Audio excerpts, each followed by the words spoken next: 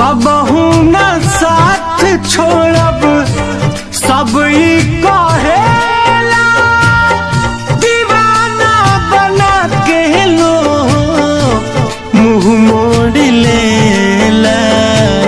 रात भर जागल रही आवे ना उंघाई, कहीं से डरा दीरा करे जवा के जा।